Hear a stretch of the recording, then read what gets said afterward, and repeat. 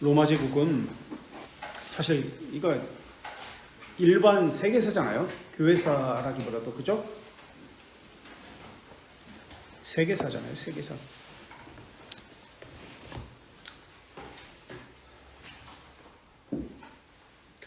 로마 왕국은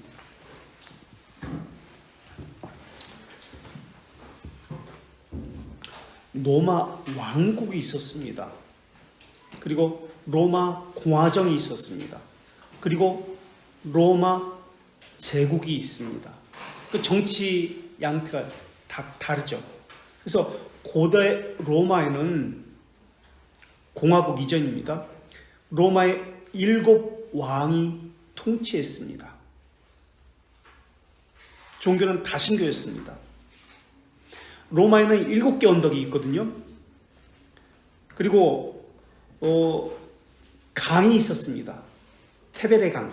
그래서 이 강이 홍수에서 자주 범람했습니다. 그래서 언덕에 있어야 홍수도 그렇고 외부에서 쳐들어오는 적들을 위해서 뭐 활을 쏘든지 돌을 던지든지 뭐 하게 하면 그 방어하기에 좋잖아요. 그래서 7개 언덕이 있는 로마에는 7개 언덕에 거주민들이 살았습니다. 그래서 방어적 측면에서도 그렇고요. 쌍둥이 형제가 있었는데 로물루스와 지금 이 사진에 나오는 이 2명의 아이가, 남자 아이가 지금 이게 늑대거든요. 소가 아니라 늑대의 젖을 먹고 자랍니다. 쌍둥이입니다. 로물루스와 레무스입니다. 쌍둥이. 버려진 아이죠. 그 산에서 지금 늑대의 젖을 먹고 자랍니다. 나중에는 로물루스가 자기 형제인 레무스를 죽이고 나라를 자신이 다스립니다. BC 600년경에 인구가 3만 명 정도가 되는데 아까도 말씀드렸지만 7개의 언덕에서 그렇게 살았습니다. 이것은 7개의 언덕을 중심으로 큰 성을 이제 쌓게 됩니다. 그래서 이게 로마 성벽이 됩니다. 율리우스 카이사르가 다른 지역을 점령하며 나라를 넓힐 때까지 이것은 철거되지 않고 그대로 있었습니다. 그래서 로마 왕국 시대는 7명의 왕이 다스렸다.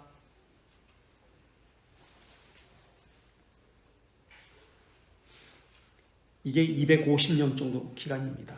BC 753년에서 BC 509년까지 250년간 7명의 왕이 다스렸다. 그러다가 왕의 사위였던 7번째 왕 타르퀴니우스를 이 왕의 사위인 브루투스가 쫓아냅니다.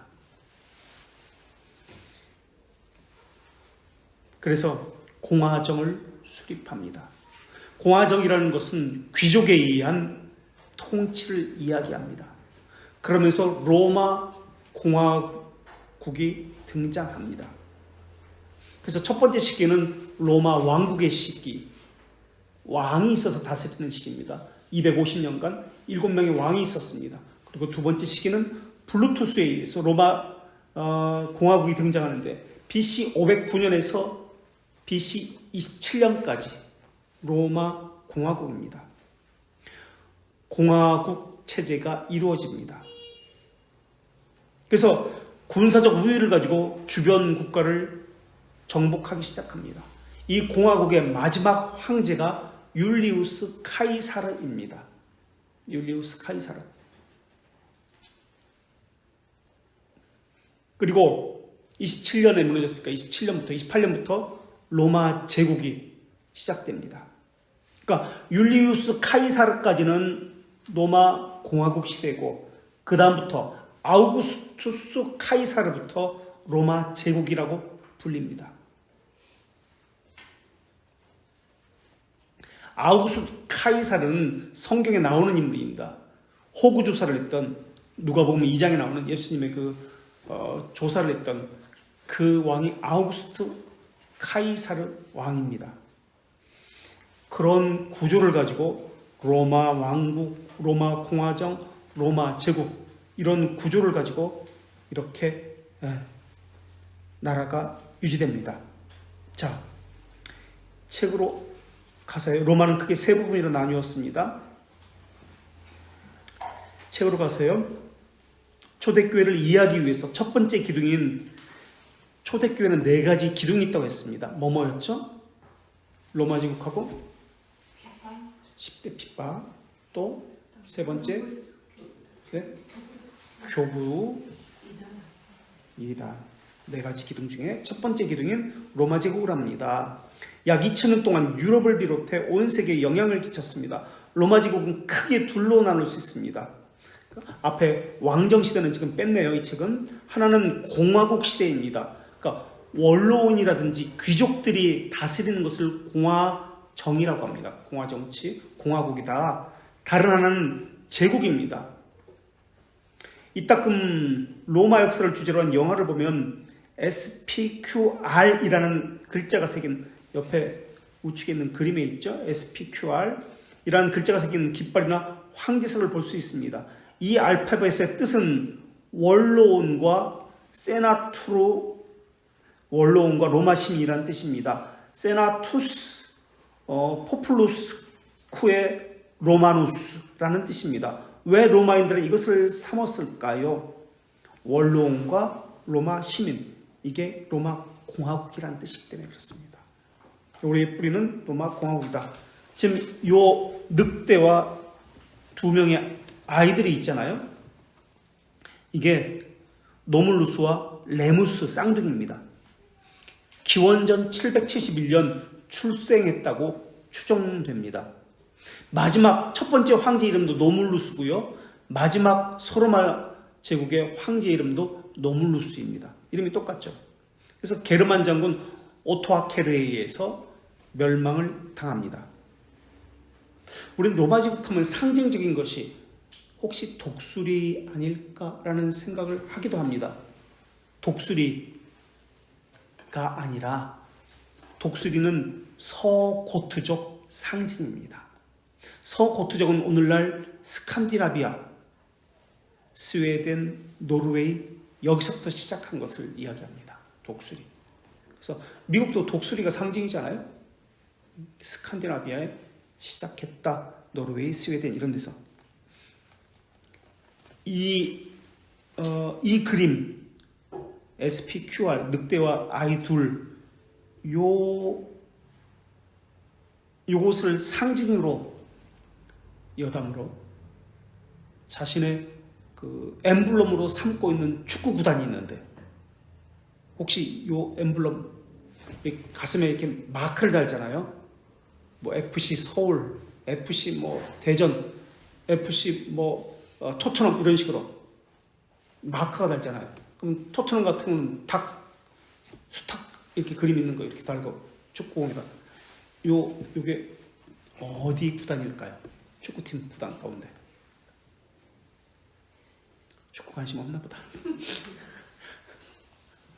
그래도 한번 피렌체, 나폴리, FC 어디일까요? 어디긴 어디야, 로마지. AC 로마 축구팀 그 엠블럼이에요, 이게. 그래서 로마는 아우구스티누스 황제 때부터 이곳에 살기 시작합니다. 단군 설화와 같은 거예요. 늑대의 젖을 먹고 살았다 이라는 것은 고대 역사관 파비우스 빅토르라는 사람의 우리나라로 말하면 삼국사기, 삼국유사, 김부식의 이런 단군 신화 같은 로마 시대 역사를 쓴 사람이 파비우스 빅토르인데 그런 사람에 의해서 이 이야기가 있다. 그래서 이게 카피톨리노의 늑대라고 합니다. 카피톨리노의 늑대. 로물루스라는 이 이름이 무슨 뜻이냐면 로마 사람이라는 뜻이에요. 로마 사람, 로물루스. 그러니까 로물루스가 태어났을 때부터 로마라는 지역이 있었다. 태어났을 때 얘는 로마에서 태어났으니까 로물루스야 이렇게 이름 붙였으니까 로물루스는 로마 사람이야. 그러니까 로마 지역이 있었던 거예요. 그때부터.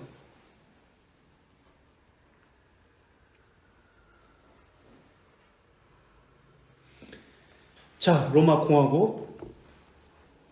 공화국이 있고, 그 다음 로마 제국이 있습니다. 로마 제국은 혈통 중심이 있고 혁명 중심이 있습니다. 그리고 1453년 비잔틴이 동로마 제국이죠. 멸망을 합니다. 이스탄불 이름 바뀌잖아요. 콘스탄티노폴리스에서 이슬람에게 정복을 당해서 1453년에.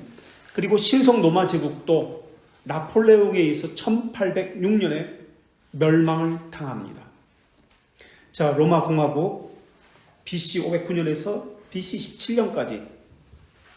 공화국은 왕이나 황제가 없는 정치 형태입니다. 로마 제국에 와서 황제가 등장하죠.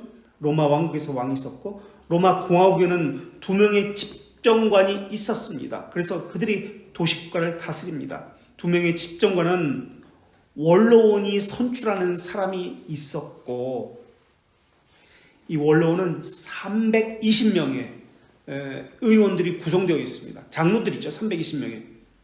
그래서 이 원로원은 권위는 있지만 권한은 없습니다.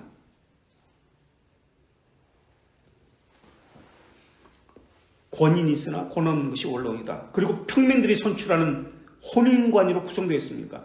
그러니까 원로원은 상원의원, 호민관은 평민들의 중심이니까 하원의원, 그런 개념이죠. 제국과는 달리 혈통 중심이거나 세습적이지 않았습니다.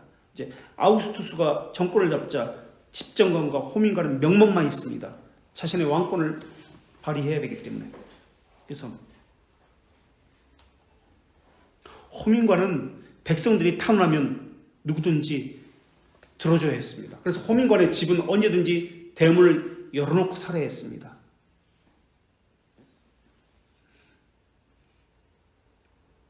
그래서 1년간 다스렸습니다. 집정관 1명 또는 2명, 1명, 호민관 1명. 이렇게 해서 1년간 마치 대통령처럼 다스립니다. 그래서 집정관은 다시 원로원으로 들어갑니다. 원로원 내에서 뽑는 거예요. 집정관은. 그래서 대통령처럼 하다가 임기 1년이 지나면 원로원으로 들어갑니다. 그러니까 집정관을 했던 사람들이 원로원에 있고 앞으로도 할 사람들이 원로원에 있는 겁니다. 그래서 집정관에 출마하기 위해서는 원로원의 허가를 받아야 됐습니다. 그래서 원로원에 속했기 때문에 원로원이 집정관이 함부로 할 수가 없었어요. 그리고 호민관이 된 사람은 평민의 호민관이 되잖아요. 호민관 임기가 끝나면 원로원에 들어갈 수 있는 후보 자격이 주어집니다. 이게 로마의 정치 모습이었습니다. 자, 로마인들의 조상, 이스라엘을 괴롭혔던 블레셋, 우리 돌 던진 다윗, 이게 로마의 조상입니다. 블레셋은 해안 지대에 살면서 철기 문화를 일찌감치 받아들였습니다.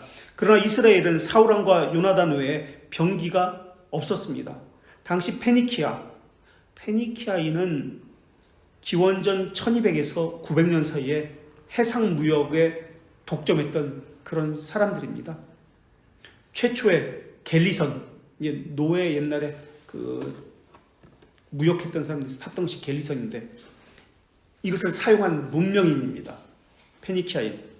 여기서 최초로 만든 것이 알파벳입니다. 알파벳 문명이 페니키아로부터 출발합니다. 자, 페니키아 또는 시리안이라고 불렸던 블레셋은 배를 타고 지중해를 향했습니다. 그들은 기원전 700년 청동기 시대에 이태리 지역에 거주한 에트루니아인에게 영향을 주었습니다. 페니키아는 기원전 1200년부터 철기 문명을 가지고 있었어요. 그러니까 철기 문명을 가졌다는 것은 당시에 엄청난 군사력을 가졌다는 거잖아요. 그래서 우리가 텔레비 우리나라 고주몽 드라마에서도 그렇게 막 철기를 발견명하려고 누구야 이게 뭐지 이름이? 왕자님 뭐 그러면서 많이 했잖아요. 그거 철기를 개발했다 그러면서 청동기가 지금 맨날 싸우면 청동기가 깨지고 맨날 칼이 부러지고 하니까 철기를 해가지고 그 1200년 전부터 철기 문명했으니까 엄청난 거죠. 페니키아 포에니 전쟁이라고 들어보셨죠? 포에니 전쟁. 페니키아란 말이에요. 이게. 페니키아 전쟁이라는 뜻이에요. 그래서 포에니 전쟁, 페니키아 전쟁 같은 말입니다. 카르타고와 전쟁을 하는 거예요. 로마와 전쟁하는 거예요. 카르타고, 튀니지. 그래서 페니키아는 블레셋 해안 사람들이 이제 카르타고에 정착을 합니다. 원래 페니키아에 있었어요. 그래서 블레셋 사람들은 철기 문화를 가졌어요. 이 사무엘 상하 여기도 나오죠. 철기 문화를 가졌다고. 성경에도 나오죠. 자, 영향을 주었습니다. 이곳에서 32페이지. 페니키아인들은 그리스인 헬라인들과 함께 살았습니다. 다양한 부족들이 함께 살면서 자연스럽게 갈등이 생겼습니다. 전설에 의하면 소아시아의 트로이에서 온 자들이 이태리 지역에 알바론가라는 왕국을 설립했다고 합니다. 왕권을 이어받은 노물루스와 쌍둥이 형제 레무스는 암늑대의 젖을 먹고 자란 후 로마의 새로운 도시를 세웠습니다. 카피톨리노의 늑대의 젖을 먹고 자랐죠. 그 다음 에트루리아인의 압정에 시달린 로마 지역에 에트루리아인이 먼저 있었어요. 그래서 로마 사람들은 에트루리아인들을 뭐라고 불렸냐면 투스키라고 불렀습니다. 투스키. 에트루리아 사람들을 투스키. 그래서 그 투스키라고 불렸던 그 사람들이 살던 지역을 지금은 토스카나라고 불립니다. 토스카나. 그들이 사용한 금속 문자가 있습니다. 금속 문자. 아직도 해독이 되지 않는데요. 이 에트루리아 사람들은 건축, 조각, 회화, 공예 아주 뛰어난 재주가 있었습니다. 그래서 공동묘지를 만들었고요. 예술작품으로 무덤들을 엄청나게 멋있고 작품처럼 그렇게 만들었습니다. 에트루리아의 압정에 시달린 로마 귀족들과 평민들은 쿠데타를 일으켜서 기원전 510년에 로마 공화국이라는 정부를 만듭니다. 이제 왜 로마인들이 SPQR 슬로건으로 삼았는지 이해할 것입니다. 자기들이 뿌리니까. 자, 팍스 로마나. 공화국의 마지막 인물은 율리우스 카이사르입니다. 아버지 이름이 뭔지 아세요 혹시? 율리우스 카이사르의 아버지 이름이 율리우스 카이사라예요. 이름이 똑같아요. 아버지는 로마의 군사 지도자였어요. 그러니까 대단한 사람이었죠. 그래서 아들 카이사르는 아버지 덕에 소아시아 총독으로 있었습니다. 이 율리우스 카이사르에 대한 이야기들이 많이 나오는데 셰익스피어, 영국의 대문호 셰익스피어가 쓴 소설이 있습니다. 율리우스의 비극이라는 책이 있습니다. 그 정도입니다. 그리고 플루타크가 쓴 플루타크 영웅전 있죠. 예. 이 율리우스 카이사르에 대한 카이사르의 생애라는 그 전기도 있습니다. 자, 율리우스 카이사르입니다. 지금 각주 5번에 율리우스 카이사르 시저 아우구스투스라는데 아우구스투스가 아니에요. 카이사르인데 아우구스투스라서 이거 아우구스투스를 지우세요. 각주 5번에 시저 영어로 시저입니다. 카이사르 아우구스투스라고 썼는데 아니에요. 자, 율리우스 카이사르입니다. 그를 이은 아우구스투스 카이사르 이제 영어로 시저인데요. 케사르라고도 이야기하는데 카이사르라는 이 용어로 우리나라가 이제 정착이 되는데 그것은 시오노 나나미가 쓴 로마인 이야기에 많은 영향을 받아서 카이사르라는 용어로 정착이 됩니다. 로마 이야기 혹시 책 보셨어요? 시오노 나나미? 안 보셨어요? 그 소설 엄청난 책인데 10부작인가 12부작인가 엄청난 책인데 성경에 보면은 카이사르라는 지명이 나옵니다. 가이사랴 빌립보. 예수님이 가이사랴에서 가이사랴라는 뜻은 카이사르 황제에게 속한 지역이라는 뜻입니다. 카이사르 영역이다. 황제의 땅이다. 이 카이사르예요. 이 카이사르, 율리우스 카이사르가 죽고 신격화됩니다. 원로원에서 신격 카이사르라고 불립니다. 디비우스 카이사르 이렇게 불립니다. 신처럼 받들어지게 되는 거죠. 자, 로마 제국은 공화국은 로마 제국으로 바뀝니다. 그는 율리우스 카이사르의 유명한 말들이 있는데 혹시 들어보셨나 모르겠는데 BC 기원전 47년에 젤라 전투에서 이기고 나서 원로원에게 내가 이겼다 하고 편지를 보냅니다. 그때 보낸 편지 내용이 벤디 비디 비치 왔노라 보았노라 이겼노라 율리우스 카이사르가 한 말입니다. 명언. 그리고 또 유명한 말들이 있습니다. 오 플루토스 너마저 요것도 율리우스 카이사르가 한 말입니다. 또 명언이 있는데 주사위가 던져졌다. 이미 주사위가 던져졌다. 이것도 율리우스 카이사르가 한 말입니다. 자, 율리우스 카이사르입니다. 그를 이은 아우구스투스 카이사르 그 다음 황제. 카이사르라는 말의 뜻이 뭐냐면 머리가 풍성한 머리숱이 풍성한 이런 뜻이에요. 카이사르. 왜냐하면 카이사리에스에서 나온 말인데 머리숱이 많기 때문에 머리숱이 많은 카이사르라는 이름을 붙은 것이 아니라 이 집안 대대로 내력이 대머리였어요. 그래서 아들을 낳았는데 얘 또 대머리 되면 어떡하지? 그래서 머리가 풍성했으면 좋겠다. 카이사르라고 이름을 짓습니다. 그래서 아버지도 카이사르고 아들도 카이사르고 희망사항이에요. 나도 카이사르라고 그렇게 불려야 되는데. 자, 카이사르 시기부터 로마 제국으로 바뀝니다. 그는 기원전 27년 원로원에 의해서 공식적으로 아우구스투스 각주 한번 보세요. 7번 33페이지. 아우구스투스라는 의미가 무엇입니까? 존경받는 자, 위엄을 지닌 자, 증거하는 자입니다. 신과 인간의 중간 인물입니다. 라는 뜻입니다. 황제가 되면서 자신을 신격화시키기 시작합니다. 율리우스 카이사르는 자기가 죽고 나서 원로원에 의해서 신격화되었습니다. 그런데 여기서부터는 그 다음 황제는 아우구스투스 카이사르부터는 자기를 신격화시킵니다. 신과 인간의 중간 인물, 신적 존재로 격상합니다. 그러면서 주변 나라를 다스립니다. 그래야 신에게, 하나님에게, 이 당시에는 하나님이라는 개념이 없었지. 로마에는 신이라는 개념이 많으니까 신의 존재에 대해서 함부로 대적할 수 없으니까. 신적 존재에 대해서. 그러니까 신학이 있든 없든 자신을 황제들은 신격화시킵니다. 하나님처럼. 이것이 또 초대교회 핍박의 원인이 되었다고 했는데 그 초대교회 어떤 사상을 황제들이 선호했다고 그랬죠? 신격화 시켰는데 자기를. 네? 아리우스지.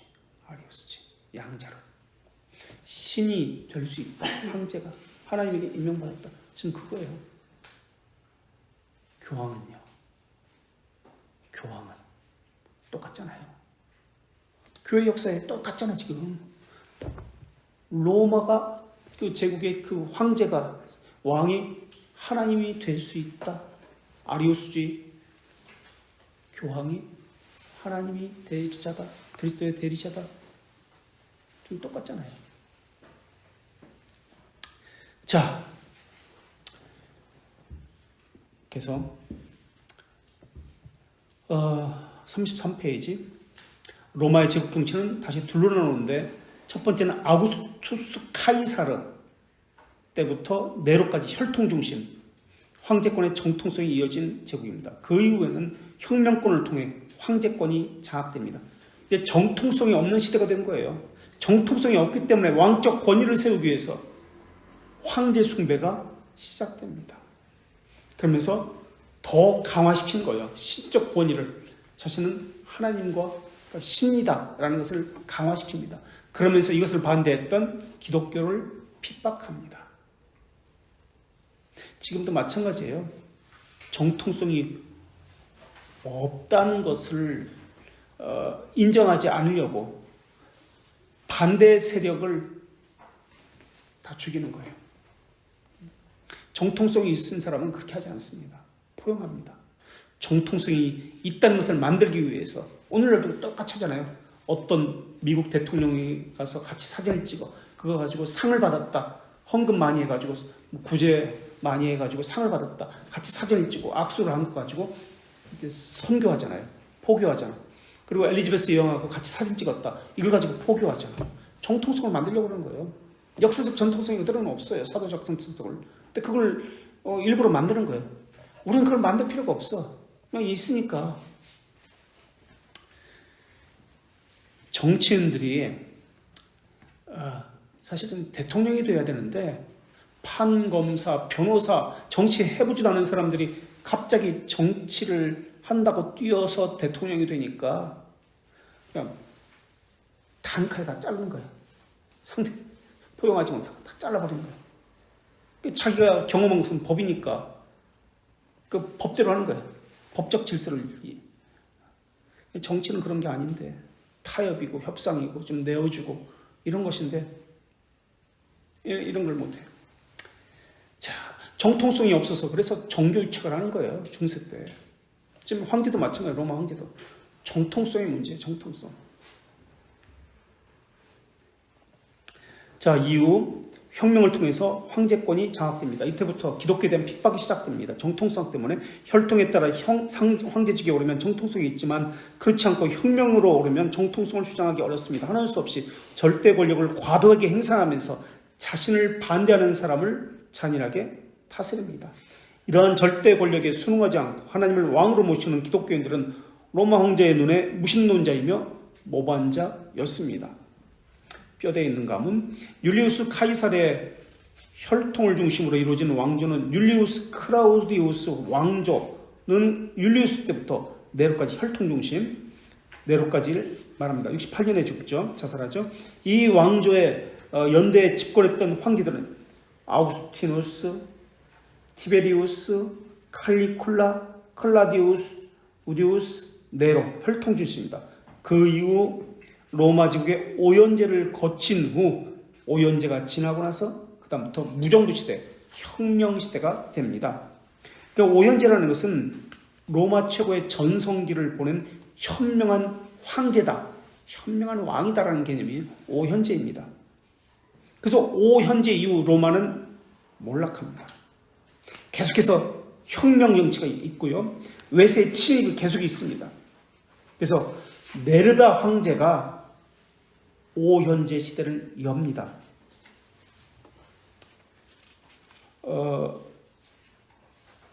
도미티아누스 황제가 96년 도미티아누스 황제 혹시 누구인지 아세요?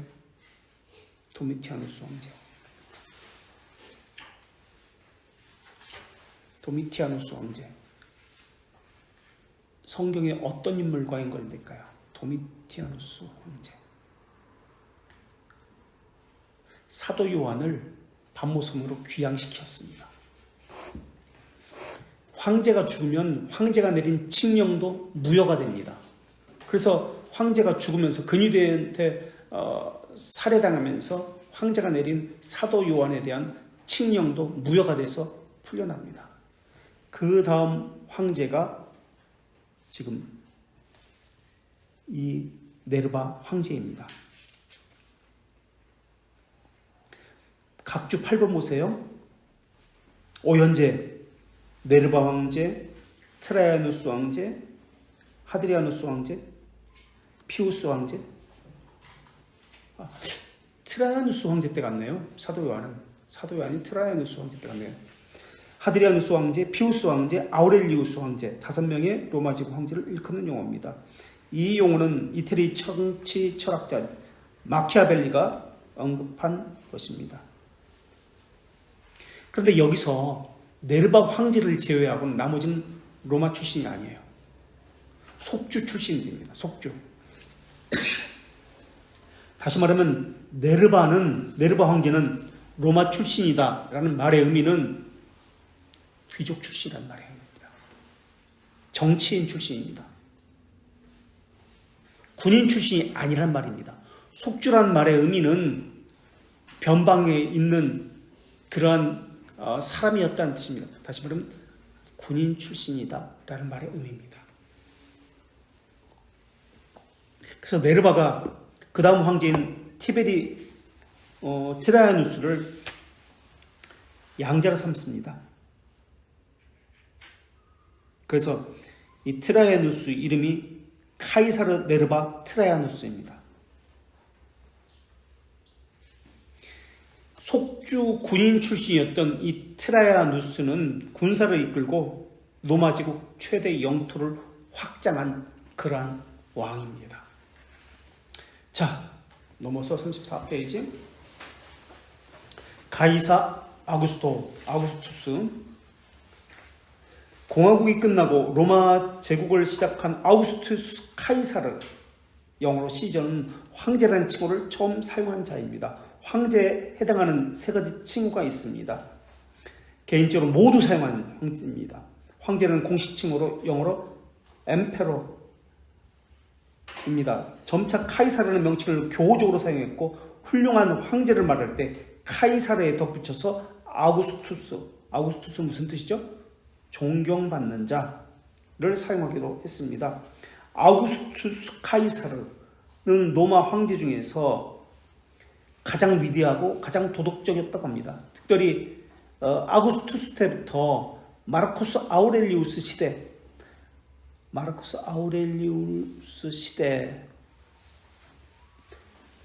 철학자입니다. 명상록을 쓴 스토아 철학자. 금욕주의를 이야기하는 철학입니다. 평정으로부터 마음의 평정을 추구했던 것. 이제 스콜라주의, 스토아 철학, 에피쿠로스 학파, 에피쿠로스 철학. 이 성경에 나오는 것인데요. 이것도 다음에 설명을 드릴게요. 그래서 아우구스투스 때부터 마르쿠스 아우렐리우스 시대까지 150년을 가리켜서 팍스 로마나, 아우구스투스의 평화라고도 합니다. 팍스 아우구스티나, 팍스 로마나, 로마의 평화라는 뜻인데요. 팍스 아우구스티나라고도 합니다. 당시에 로마 제국의 인구는 수백만에 달했고 조세제도와 군사적인 면에서 안정된 시대였지만 성적으로 문란했습니다. 이것은 아마도 에트루리아 문명을 받아들이는 것으로 보입니다. 그래서 로마는 도덕적이고 사회적인 개혁을 시도했지만 특히 귀족들의 자녀 출생을 장려했고 사치 간음을 억제시켰습니다.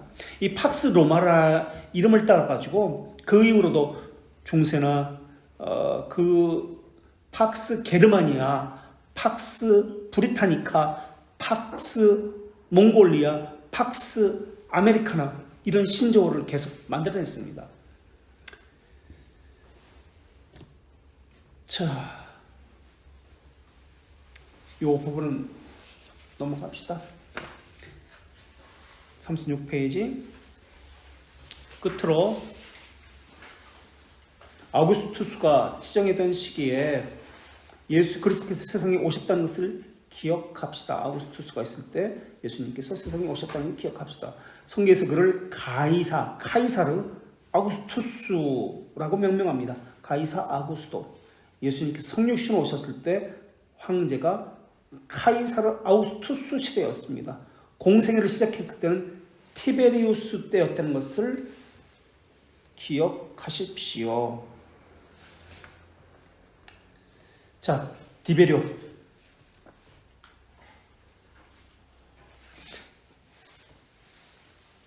로마 제국의 2대 황제입니다. 아우구스투스 카이사를 이어서 그의 양자인 티베리우스가 황제가 됩니다. 성경은 디베리오라고 부릅니다. 그래서 이 디베리오가 아우구스투스의 정복 사역을 도왔습니다. 그래서 게르만족을 정복합니다. 티베리우스는 황제가 되기 전에 훌륭한 군사 지휘관이었습니다. 야심찬 왕족들, 원로원들, 정치 권력자의 음모 속에 점점 주위 사람들을 불신의 벽을 쌓습니다. 그래서 공포 정치를 시작합니다. 방탕하면서 살면서 무수한 자들을 처형시켰습니다. 티베리우스는 37년에 세상을 떠납니다. 이 칼리쿨라가 죽입니다. 떠나기 전 티베리우스는 자신의 손자인 칼리큘라에게 황제직을 물려줍니다. 네.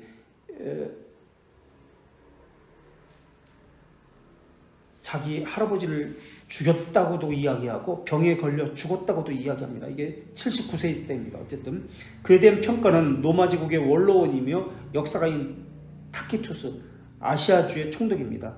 그 역사 게르마니아라는 그러한 저서를 쓴 사람이에요. 타키투스. 그래서 게르마니아라는 책은 게르만 풍속을 기록한 귀중한 역사 자료입니다. 라는 글을 통해서 쉽게 이해할 수 있습니다. 티베리우스의 죽음에 대한 소식을 전해들은 대중은 기뻐했습니다. 그런데 갑자기 회복했다는 소식이 들자 실망감에 빠졌습니다.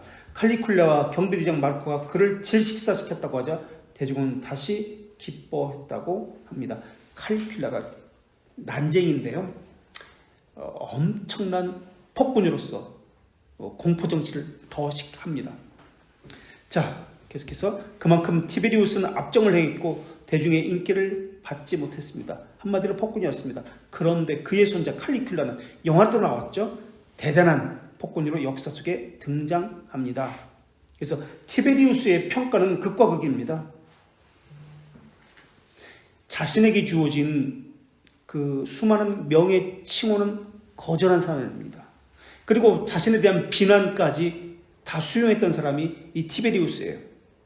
그래서 공화정과 민주 원리를 존중했던 사람이 티베리우스입니다. 그래서 한편으로는 티베리우스는 많은 사람들에게 존경을 받았지만 또 한편으로는 폭군으로서 또 반대자들을 잔인하게 제압했기 때문에 한편으로는 못된 왕으로서 그렇게 기억에 남습니다. 그래서 사악한 폭군 이제 칼리큘라 이야기가 나오는데요. 별명이에요. 이름이 아니에요. 칼리큘라는 작은 그 샌달 같은 장화, 이게 칼리큘라예요. 어릴 때 붙인 게르마니쿠스와 함께 군사 원정을 다니면서 군인들이 그에게 작은 군복을 입혔고 작은 군화를 시켰는데 가죽으로 된 끈으로 된 로마 병정들이 신는 샌달 같은 거 있잖아요. 그게 칼리큘라인데 그 이름에서 별명이 붙은 거예요. 칼리큘라라고 불리는 것을 이 칼리큘라는 싫어했습니다. 본명은 가이우스입니다. 가이우스. 황제가 된 티베리우스 때 유명한 사람이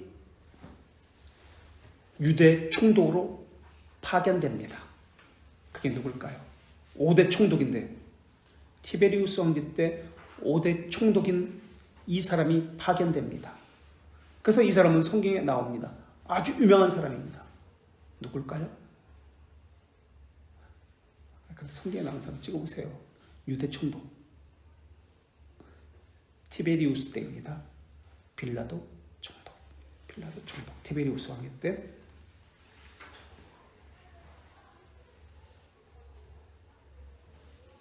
그래서 가이사랴가 황제의 영역이라고 했잖아요. 그래서 빌라도 총독의 관저가 어디에 있었을까요? 군사들을 집중적으로 이렇게 두었던 곳이 어디에 있었을까요? 가이사랴입니다. 가이사랴. 성경에 나오는 가이사랴.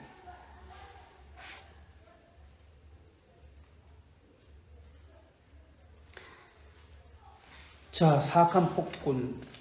맨 마지막 줄. 황제가 된 칼리큘라는 처음에 인기를 얻고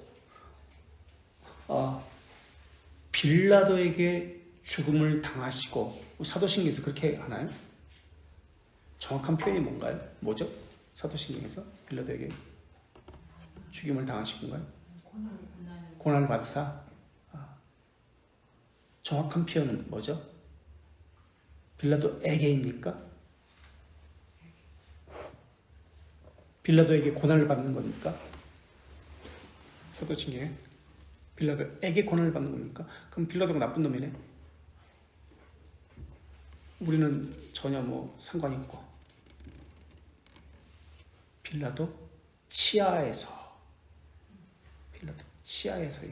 정확한 표현은 빌라도 치하에서 다스릴 때, 빌라도가 총독으로 있을 때, 티비리우스 왕제 때 5대 총독인 빌라도에 다스리고 있을 때 고난을 받고 죽임을 당했습니다. 그런 개념이에요. 빌라도가 죽은 게 아니에요. 빌라도가 물론 이렇게 선언을 했지만 우리가 죽인 겁니다. 빌라도 치하에서. 자, 처음에 인기를 얻고 칼리굴라는 근위병들에게 호의를 얻으려고 월급을 많이 주었습니다. 그는 권력을 악용했고 만행을 저질렀습니다. 그의 호의적 정치 생명은 6개월도 가지 못했습니다. 통치 기간은 3년 10개월입니다. 그래서 그의 기행, 악행은 영화로 많이 나왔습니다. 많은 사람을 땅에 묻고 얼굴만 보이게 한 후 그의 목을 베었다고 하니 얼마나 기행적인 인물인지 모릅니다. 그의 만행은 오래가지 못하고 41년 1월 24일 여러 공모에 휘말려 몰락합니다. 3년 10개월 그에게 수많은 수모를 당했던 근위대들은 그를 학살하고 그의 아내 딸까지 무참히 살해합니다. 근위대장이 누구냐면 카시오스 카이레아스를 죽입니다. 칼리쿨라는 성경에 나오는 헤롯 아그리파 1세를 팔레스타인 왕으로 임명합니다. 그가 유대인이 인정하는 하스모니임 가문이었기 때문에 그렇습니다. 하스모니임은 마카비 항쟁, 유대인들의 유명한 마카비 항쟁, 그걸 일으킨 마카비 왕조를 이야기합니다. 왕의 가문이에요. 마카비 가문. 그래서 제사장 가문 출신인데요. 그 이름을 따가지고 마카비 전쟁이라고 합니다. 그래서 유다 마카비. 당시 예루살렘 인구가 4만에서 8만 명이었고 기근이 있었습니다. 기근은 4대 황제인 3대가 칼리쿨레고요. 4대 황제가 클라우디우스입니다. 성경 글라우디오라고 나옵니다. 글라우디오 사도행전 11장에 기근이 있었습니다. 글라우디오 황제, 4대 황제인 클라우디우스, 헤롯 아그리파 1세 칼리쿨라와 친구입니다. 사도행전 12장 1절에 나옵니다. 헤롯 아그리파 1세 사도행전 12장 1절 칼리쿨라 황제와 친구. 헤롯 아그리파 1세는 야고보 처형을 명했고 베드로를 검거하라는 명을 내리기도 했습니다. 그리고 헤롯 아그리파 1세의 딸 두루실라는 로마의 행정장관 벨릭스와, 성경은 벨릭스라고 나오죠. 성경은 펠릭스와 결혼했습니다.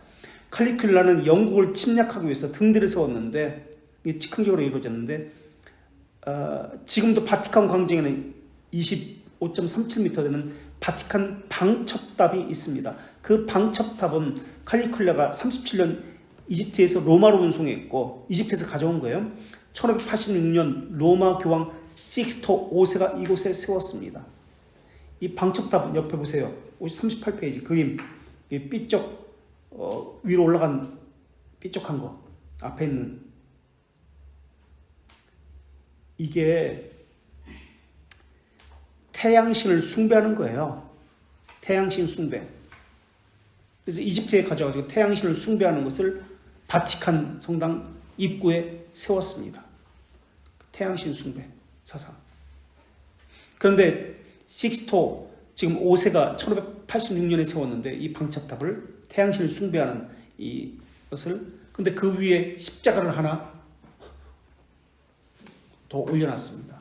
이것이 의미하는 것은 우상들을, 태양신을 기독교가 물리쳤다라는 것을 의미하는 상징적인 것으로 그 위에 십자가를 세우고 교황청 광장으로 가져온 겁니다.